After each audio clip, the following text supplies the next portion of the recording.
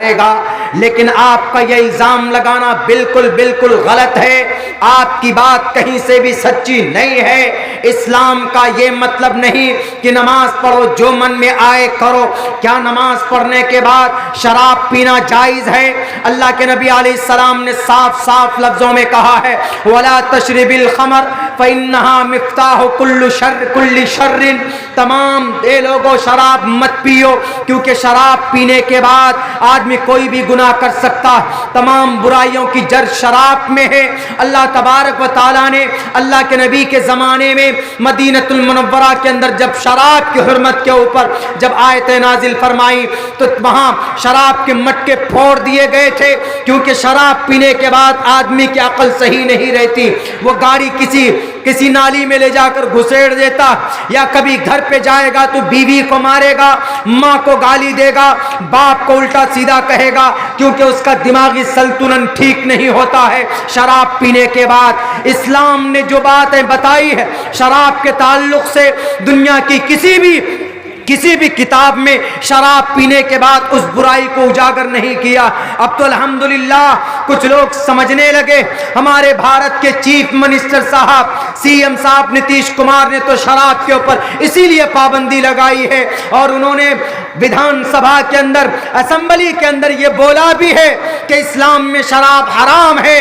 तो उसने देखा कि इस्लाम ने हराम क्यों करार दिया, क्योंकि शराब पीने से बहुत बड़ा नुकसान होता है। जो 200 रुपए कमाने वाले हैं वो 100 रुपए शराब पी करके सिर्फ 100 रुपए बचा कर लाता है। अगर शराब जैसी मुहलिक बीमारी से लोग बाज आ जाएंगे, शराब नहीं पिएंगे, तो 200 रुपए कमाएगा तो घर के अंदर 200 रुपए की बचत होगी, 200 रुपए बचेंगे और बीवी बाल बच्चे के लिए एक अलग से सेविंग होगी। मेरे भाइयों, शराब पीने वाला शराब पीकर बीवियों को तलाक देता, बीवियों को मारता है, बच्चों को परेशान करता है, माँ के सर पर डंडे मारता है, दूसरों को गाली देता है, दोस्त के सामने में बुरा भला बोलता है शराब पीने की वजह से। इसको छोड़ो, यही आपके करीब के अंदर 500 किलोमीटर दूर में कलकत्ता शहर है। शराब धड़ल्ले से पी जाती है जनाब। शराब पीकर कुछ शराबियों ने एक जवान बेटी की इज्जत को लूटा है। वो बच्ची अगले दिन जब पुलिस स्टेशन में कंप्लेन करने पहुंचती है, फिर उन लोगों को पता चलता है कि ये बच्ची कंप्लेन करने के लिए गई है, तो दूसरे दिन फिर शराब पीकर उस बच्ची का किडनैपिंग करके उस बच्ची के सर से पैर तक जनाब पेट्रोल डालकर उसको जलाकर भस्म कर दिया जाता है। एक खूबसूरत जिंदगी की शुरुआत से पहले इन शराबियों की शराब की वजह से उसकी जवानी चली गई, उसके सपने चले गए, एक इंसानियत का कत्ल हुआ था।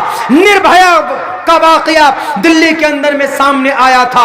उन नालायकों ने, नहंजारों ने शराब पी रखी थी, बस के अंदर उस निर्भया मासूम बच्ची के साथ रेप किया जाता है। रेप पर बस नहीं जनाब, उसके शर्मगाह के अंदर हाथ डालकर उसके ऑर्गन्स को निकाला जाता है। वो निर्भया बच्ची सिंगापुर के अंदर दम तोड़ देती है। किस वजह से? इस मनहूस शराब की वजह से।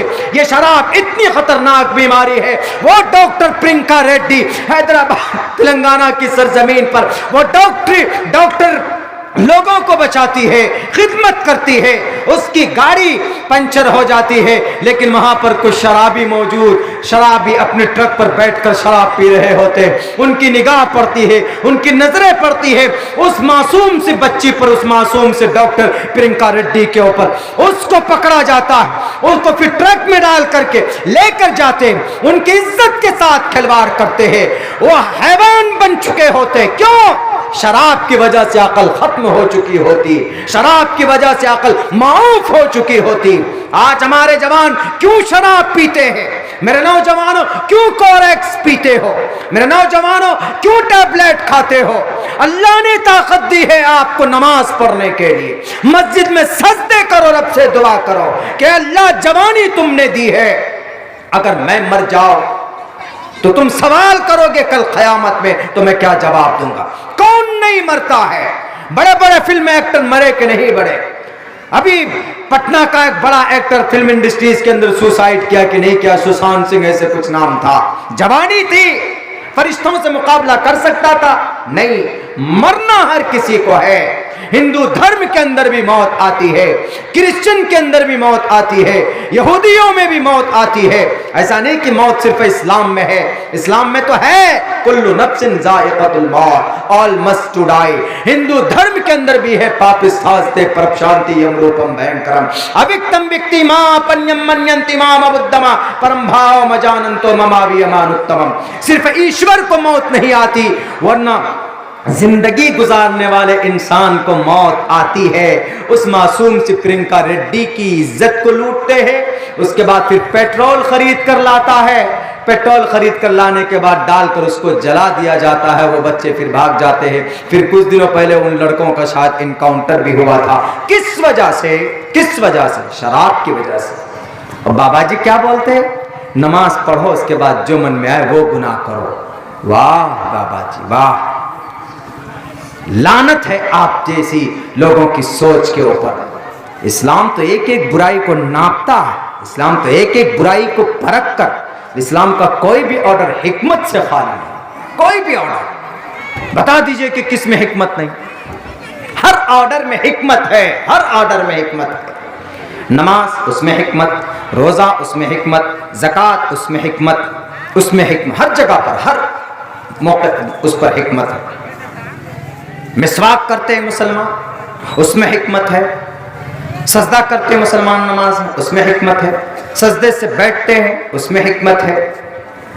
एक दूसरे से मोहब्बत के साथ बात करना, हुस्न अखलाक का मुजाहरा करना, उसमें हिकमत है।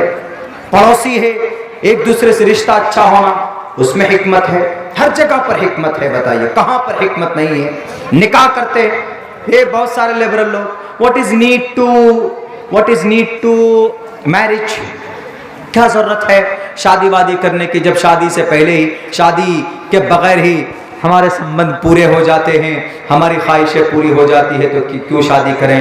बेवकूफ़ इंसान, शादी एक पवित्र रिश्ता है और तुम्हारा डेटिंग चेटिंग ये नाजायज़ रिश्ता है। डेटिंग चेटिंग कटिंग और निकाह मोहब्बत का रिश्ता है, रब के तरफ से बताया हुआ, अल्लाह के नबी अलैहिस्सलाम का एक तरीक़ा है, अल्लाह के नबी अलैहिस्सलाम की सुन्नत है। अन्निकाहु मिन सुन्नती, सुन्नत है। एक दूसरे से मोहब्बत बढ़ती है, उससे नस्लें बढ़ती है।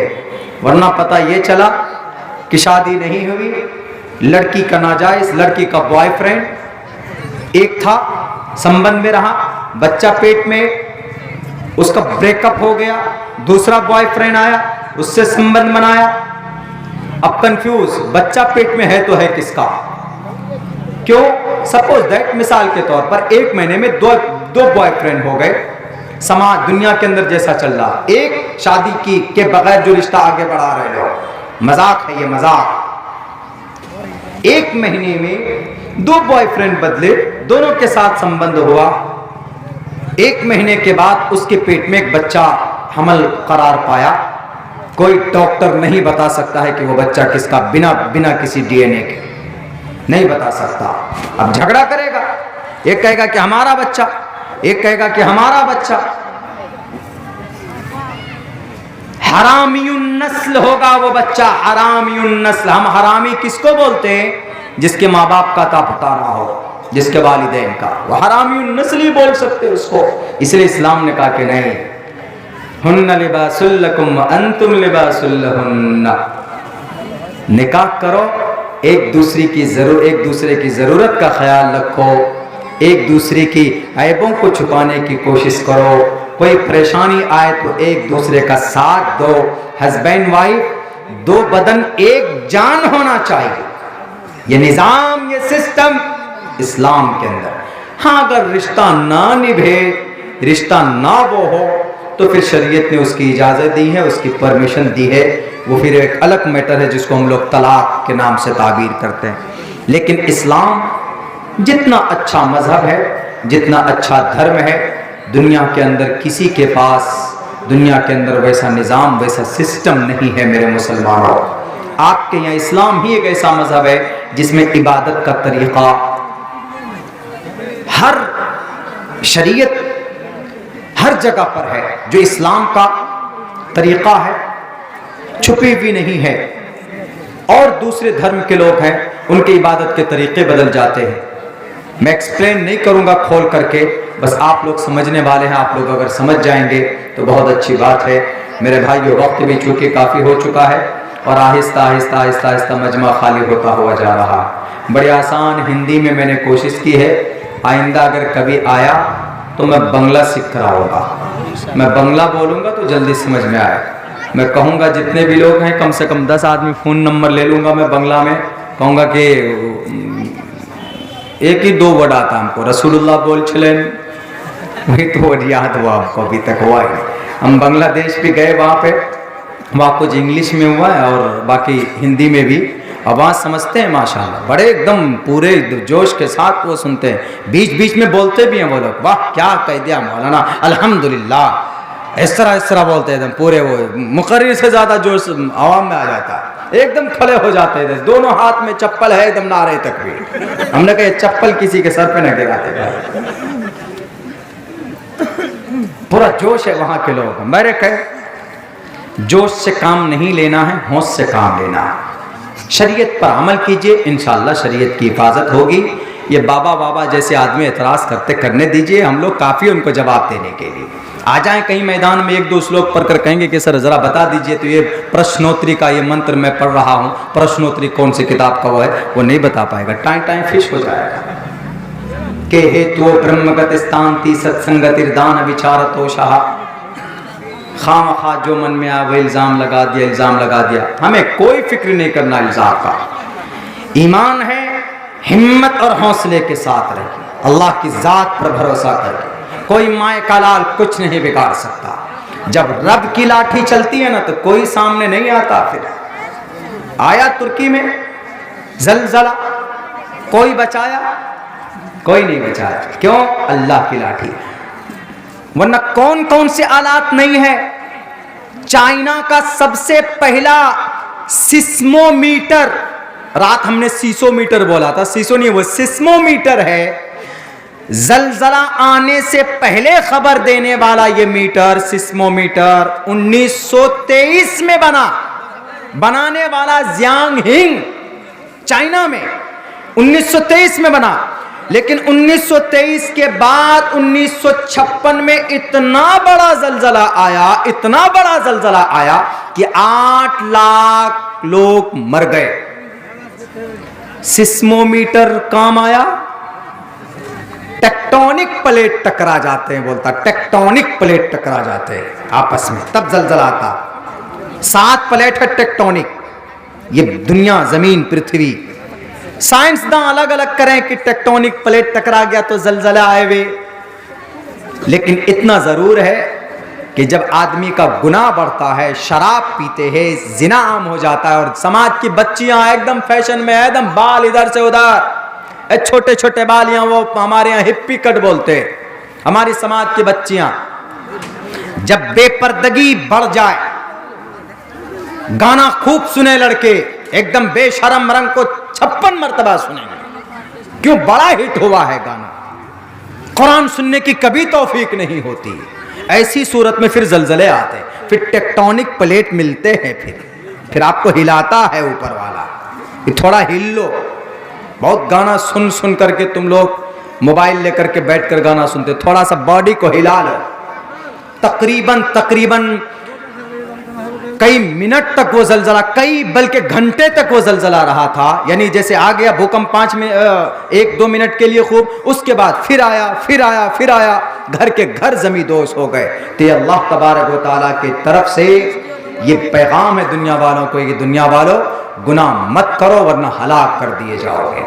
अल्लाह तबारक व तआला से दुआ कीजिए कि अल्लाह तबारक व तआला हम तमाम मुसलमानों को कुरान और सुन्नत के मुताबिक ज़िंदगी गुजारने की तौफीक अता फरमाए। बहुत बहुत शुक्रिया, जज़ाकल्लाह। अस्सलामु अलैकुम व रहमतुल्लाहि व बरकातुहू।